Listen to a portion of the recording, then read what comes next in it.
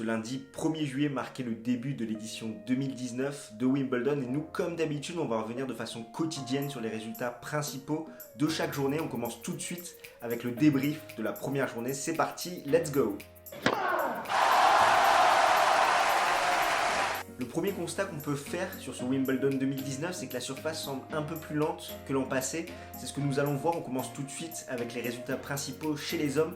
Novak Djokovic, grandissime favori pour sa succession, s'est imposé facilement contre Philippe Kohlschreiber en 3-7. L'Allemand, qui était annoncé comme un match piège, finalement n'en était pas un. Je rappelle quand même que Kohlschreiber, depuis son quart de finale à Wimbledon 2012, sur les 6 dernières participations au Grand Chelem londonien, c'est 4 premiers tours, un deuxième tour et un troisième tour, donc on est loin d'un énorme piège comme annoncé. Novak Djokovic entame parfaitement la défense de son titre, il s'est fait breaker d'entrée, mais derrière il s'est montré très solide au service. 12 aces, 84% de points gagnés derrière sa première balle, également très solide au filet avec 17 points remportés sur 21 joués. Quant à lui, son adversaire Philippe Kohlschreiber, ce qu'on peut lui reprocher, c'est qu'il a beaucoup trop slicé sur son côté revers. Des fois, il pouvait mettre un petit peu plus de hauteur, un petit peu plus de lift dans ses frappes pour faire justement reculer un peu plus Novak Djokovic. Mais il n'en a rien fait finalement, il faisait que slicer. Et même quand il avait le court ouvert finalement pour attaquer avec un revers long de ligne, il ne le faisait pas. Donc un petit peu dommage de la part de l'Allemand qui, on le rappelle, avait déjà battu Novak Djokovic cette année à Indian Wells et l'avait inquiété à Monte-Carlo. Déjà abordable, lors du tirage au sort, le tableau de Novak Djokovic s'est dégagé lors de ce premier tour. Mais finalement, la plus grande interrogation, ce n'est pas son tableau, de savoir s'il est difficile ou non, mais c'est plutôt de voir dans quel état d'esprit il est actuellement le Serbe, sachant que je rappelle que lors de ses 6 premiers mois en 2019, il était dans la position de chasseur, étant donné qu'il n'avait pas beaucoup de points à défendre, voire aucun. Donc à chaque tournoi, il pouvait jouer sans pression pour amasser un maximum de points. Et sur ces 6 derniers mois qui restent, finalement, il va se retrouver dans la position de chasser, étant donné qu'il défend énormément de points, énormément de titres, et même les tournois qu'il n'a pas gagnés, il est allé très très loin. Novak Djokovic va devoir défendre 6690 points d'ici la fin de l'année. Par rapport à Nadal, lui c'est 2440 points et Roger Federer c'est 2760 points. Donc si on cumule l'Espagnol et le Suisse, ça fait seulement 5200 points, donc on est encore en dessous de tout ce que doit défendre Novak Djokovic d'ici la fin de l'année 2019. Et c'est vrai qu'on oublie souvent ce paramètre, cette nouvelle pression qui s'installe quand on doit défendre un titre acquis l'année d'avant. Pour rappel, Novak Djokovic a déjà défendu 3 fois l'Open d'Australie en 2012, 2013 et 2016 et une seule fois Wimbledon, c'était en 2015. On passe tout de suite au finaliste sortant, Kevin Anderson, qui s'impose en 3-7 contre Pierre-Hugues Herbert, le français qui s'est fait breaker à chaque entame de set.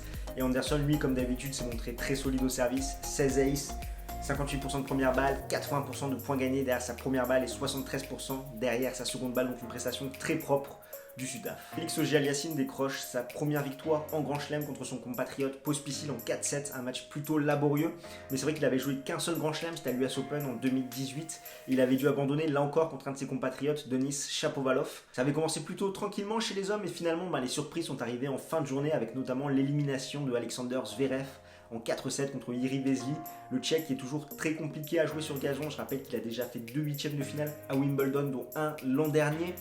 Avec son service de gaucher, il fait très très mal et ça s'est confirmé une fois de plus. Alexander Zverev n'aura fait que 4 doubles fautes par rapport à ses standards récents. C'est plutôt un chiffre correct pour lui, 24 aces, mais ça n'a pas suffi. Beaucoup trop faiblard derrière sa seconde balle avec seulement 39% de points gagnés derrière. Le Tchèque a su en profiter et l'Allemand, qui n'a pas su maintenir son niveau du premier set, a finalement baissé pavillon pour s'incliner au premier tour de ce Wimbledon 2019.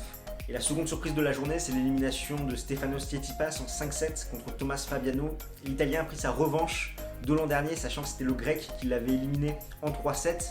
L'Italien, qui n'est pas forcément un très bon joueur de gazon, même s'il avait éliminé Stan Wawrinka l'an dernier, plutôt un petit gabarit, légèrement plus grand que Diego Schwartzmann. Il se déplace plutôt bien, il frappe bien côté coup droit. Et c'est vrai qu'il s'est montré beaucoup plus constant que le Grec dans cette rencontre. Il s'est fait breaker seulement 2 fois, pourtant le service n'est pas son point fort et Tsitsipas a fait un match vraiment catastrophique, très mauvais en retour de service, très friable derrière ses engagements également. Alors que sa préparation avait été loin d'être idéale sur gazon, le voilà déjà dehors au premier tour. D'ailleurs, petite stat pour montrer que le gazon de Wimbledon cette année est légèrement plus long. Sur leurs 2 rencontres, donc celle jouée en 2018 en 3-7 et celle jouée en 2019 en 5-7, Stefanos Tsitsipas a exactement mis le même nombre d'ace 11. Au niveau des qualifications notables, on pourra noter celle de Bautista Agut, Wawrinka, Lopez qui a seulement concédé 10 points sur son service en 3-7, Khachanov et Medvedev qui sauvent un petit peu la journée de la Next Generation. Et enfin, du côté français, Chardy et Paire. Du côté de la WTA, on peut noter la victoire de Corey Goff en 2-7 sur Venus Williams, la jeune américaine de 15 ans, qui est tout simplement la plus jeune joueuse de l'Air Open à disputer le tableau principal de Wimbledon. Elle est sortie des qualifications avec 3 matchs, 3 victoires en 2-7. Encore une victoire en 2-7, cette fois-ci contre Venus Williams. Elle n'a pas concédé le moindre set pour le moment dans ce tournoi. Au niveau de son style de jeu, elle se rapproche un petit peu de son idole Serena Williams. Elle sert très bien, elle frappe fort des deux côtés. Et du coup, entre deux examens, elle a décidé de participer à Wimbledon et pour le moment, ça paye, sachant qu'elle s'impose contre Venus Williams dans un match où elle a su faire parler ses forces, montrer vraiment tout son potentiel. Solide au service, 4 races, 68% de première balle, 78% derrière sa première balle et seulement 11 points concédés sur ses engagements. Et elle s'est montrée beaucoup plus constante avec 18 coups gagnants pour 8 fautes directes contre 16 à 25 pour Venus Williams. Au prochain tour, elle rencontrera la spécialiste du gazon Rybakina qui a déjà joué une demi-finale à Wimbledon. Et l'autre surprise de la journée, c'est l'élimination de Naomi Osaka en 2-7 contre Putintseva.